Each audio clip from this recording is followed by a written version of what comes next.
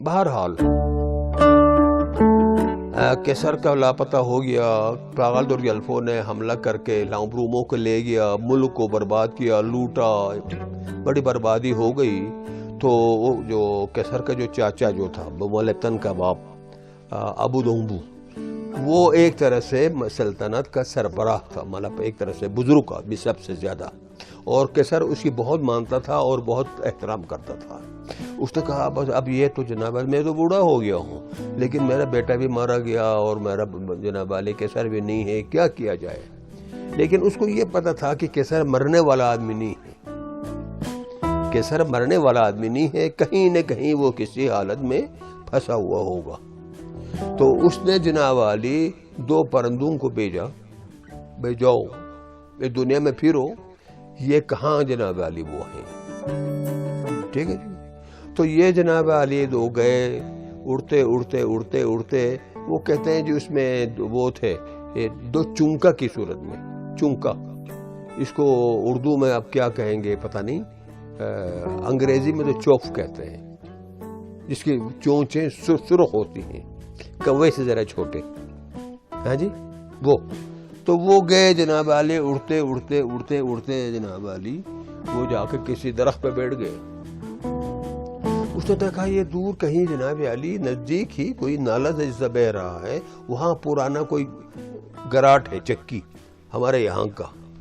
تو یہ کوے کچھ ہیں، وہ اندر جاتے ہیں واپس آتے ہیں، پھر اس کے نیچے اندر جاتے ہیں، پھر واپس آتے ہیں، پھر آپ واپس اندر جاتے ہیں۔ تو ان کو شک ہو گیا کچھ تو گڑبڑ ہے۔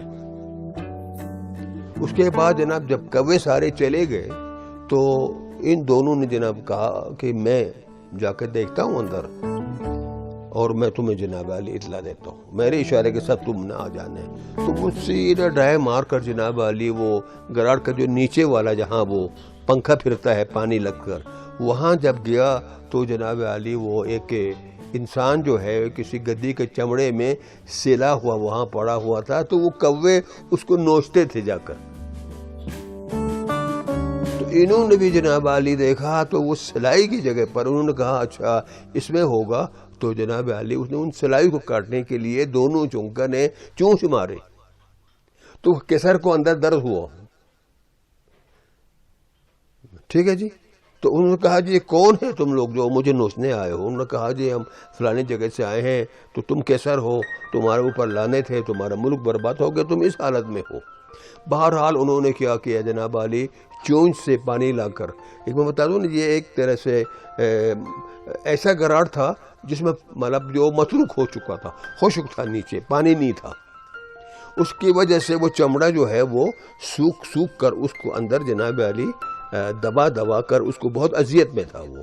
پھر ان دونوں چونکا نے جناب علی چونچ سے پانی لا کر ان چمڑے کے اوپر ڈال کر اس کو تھوڑا گیلا کر کے اس میں سے جناب علی اس کو نکالا، کیسر کو، بہت کمزور ہو چکا تھا۔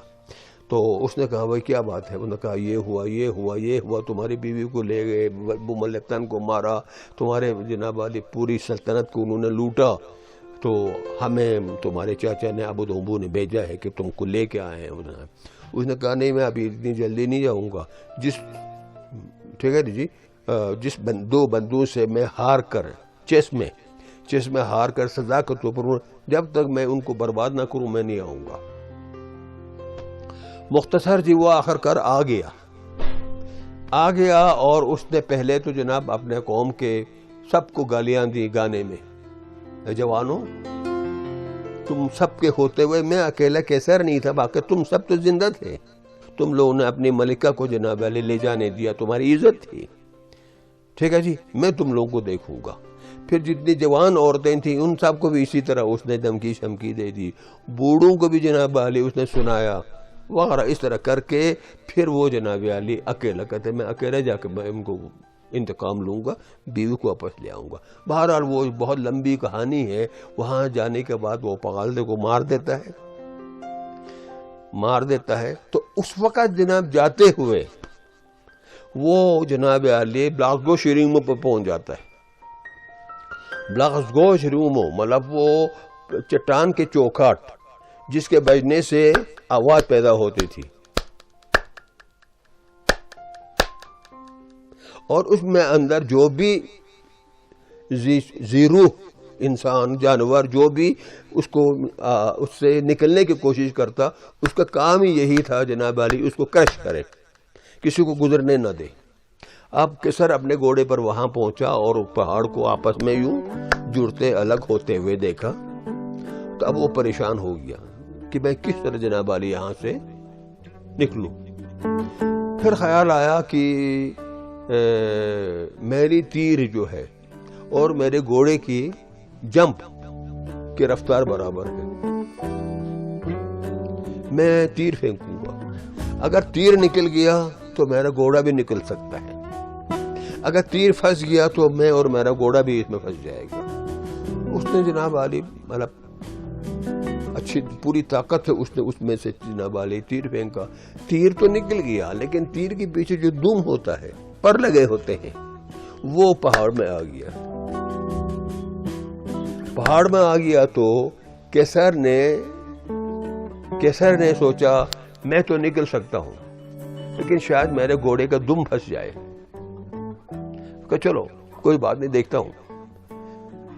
تو وہ اس نے جس مطلب طریقے سے، جس طاقت سے اپنے گھوڑے پر 3 چابک مارے، وہ بڑی بلتی میں بہت خوبصورت جناب انداز میں کہا گیا ہے، اس نے 3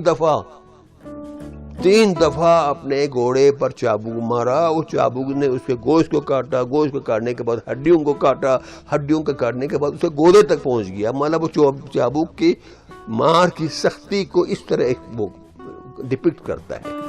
بہرحال اسے گھوڑے نے جست ماری اور واقعی یہی ہوا کہ سر اور گھوڑا تو نکل گیا لیکن اس کے جناب والی دم جو ہے وہ چٹانوں میں پہاڑ میں پھنس گیا۔ اب کیا کریں؟ جب پھنس گیا وہ پہاڑ جو ہے پیچھے نہیں ہوا، اسی طرح اس کو پکڑ کے رکھا۔ پھر اس نے منت کی، رازگو شریموں کی منت کی کہ میں اپنے گھوڑے کی دم کاٹ کر تو نکل سکتا ہوں، لیکن لوگ کہیں گے کہ یہ جو لینگل کا کیسر کا کیا حالت ہو گئی ہے اس کی، کہ یہ غربت کا عالم کہ ایک دم کٹے گھوڑے پر سوار ہو کے جا رہا ہے۔ تو تم چھوڑو میرے گھوڑے کی، تم جو مانگو گے میں تجھے دینے کے لیے تیار ہوں۔ تو بلاکلو شریف مجھ سے آواز آئی، یہ آ گئی کہ تمہاری بیوی اور برادر یلفو کے آپس میں مطلب ازواجی تعلقات سے ایک بیٹا پیدا ہو گیا ہے، اس کا سر لا کر میرے قدموں میں ڈالنے کا وعدہ کرو تو میں تم کو چھوڑتا ہوں، ورنہ میں نہیں چھوڑتا ہوں۔ کسان نے کہا میں بالکل میں لاؤں گا۔ چٹان پھر الگ ہونا شروع ہوا، اس کا گھوڑا دم وار نکل کے وہ چلے گئے۔ وہاں مارنے کے بعد پھر کیسر کو جناب علی جب لاؤں بروموں کو جناب لانے لگا تو اس کو پتہ چلا کہ اس کے تو بچے بھی ہے۔ اب لاؤں بروموں جناب علی بہت سخت پریشان تھی، ایک تو یہ کہ کیسر اس کو کیا سزا دے گا، دوسرا بچے کو مارے گا، بچے کو ساتھ لے کے جائے گا یا بچے کو چھوڑ کے جائے گا۔ اب وہ مجبور تھی، وہ ماں تھی، وہ اس نے کہا تم پرواہ مت کرو، ہمارا بچہ تو ہے ہی نہیں کوئی، تم اپنے بچے کو ساتھ لے کے جاؤ، اس کو ہم پالیں گے۔ بہرحال جناب علی وہ لے کے آئے اور لنگو برومو نے ڈر کر کیسر کے حوالے نہیں کیا، اپنی گود میں لے کر گھوڑے پر وہ اس کے ساتھ چلی آئی۔ جب رازگو جریمو کا قریب پہنچا تو کیسر کو اپنا وعدہ یاد آیا۔ کیسر نے کہا کہ اب میں نے تو اس کے بچے کا سر دینا ہے اس کو، اب بچہ تو ماں کے اس میں ہے، میں اب کیسے کروں؟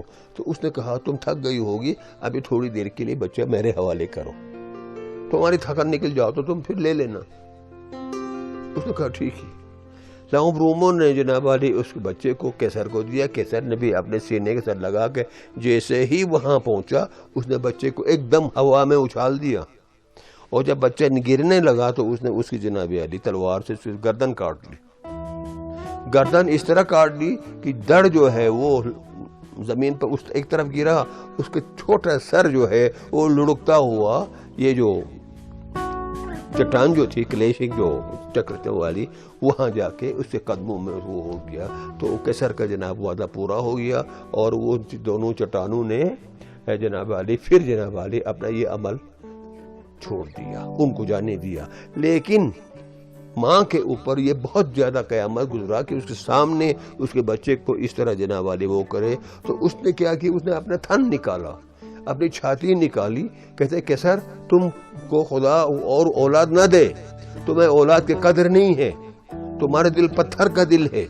یہ کہہ کر اس نے اپنے دونوں جناب والی چھاتیوں سے دودھ نچوڑ کر زمین پہ پھینک دیا اور دیوتاؤں سے کہا کہ میرے اور کیسر کے درمیان آپ کسی اولاد کو اور نہیں دینا, چونکہ اس کو اولاد کی قدر نہیں ہے. بہرحال کیسر پر ایسے باتوں کا کیا اثر ہونا تھا, وہ دونوں چلے آئے.